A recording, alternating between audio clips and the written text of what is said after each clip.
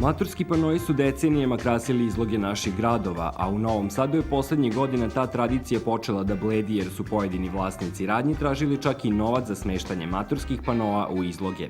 Zbog toga neki maturanti su odlučili da svoje maturske panoe postave na bilborde.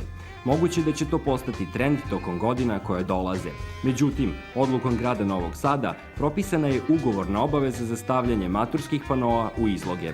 Mislim da je to lepa praksa, da ljudi deca kad završavaju srednju školu, zašto ne da jednostavno sistemi reklame i ovo ono da se vide, da se jednostavno znamo ovde između sebe koji živimo ovde. To je sjajno, mislim, tako se obeleže svi učenici, to je jako dobar način, mislim.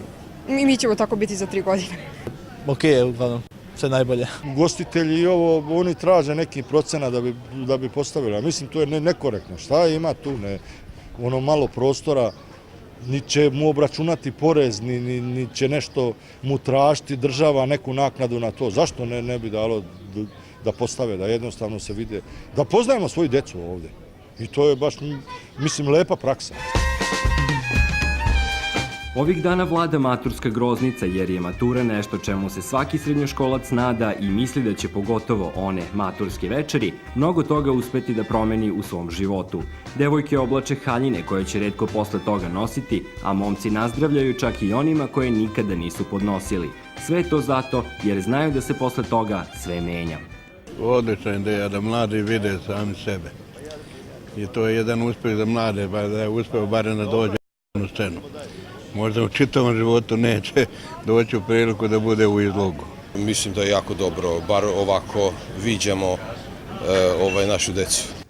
Završetak srednje škole i maturski panoi svojevrstan su način da vas svi vide u najlepšem izdanju. Roditelji će baš pored tog izloga često stajati, a možda ponekad pustiti i po koju suzu.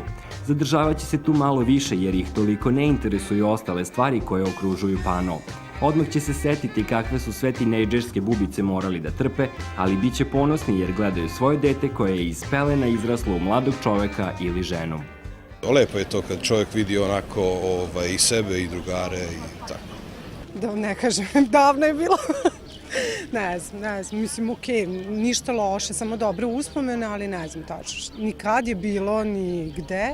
U svakom slučaju ja uživam sada da gledam ove mlade koji završavaju srednju školu. Da je lepo. Pa super, samo što je naša slika bila u kafani, kao kafana, polukafić kafana, ali to je odlična stvar. Mislim da je super. Pored maturskog panoa će često proći i pokoja simpatija, samo da bi videla kako je ispala njena prva ljubav. Panoi su mogućnost i ostalima iz srednje škole da prođu pored i da vide neuzvraćenu ljubav ili onu devojku kojoj nikada nisu imali hrabrosti da priđu. Život je čudan, tako da se može desiti da ćete svog druga ili drugaricu iz školske klupe vidjeti tek na okupljanju razreda posle 5 godina. A srednjoškolskih ljubavi se svi sećamo. One nam znače, kao i maturski panoi pored kojih smo svi krišom prolazili i želeli da čujemo utiske mnogobrojnih prolaznika. Za emisiju Subotom uživo, Nemanja Gruin.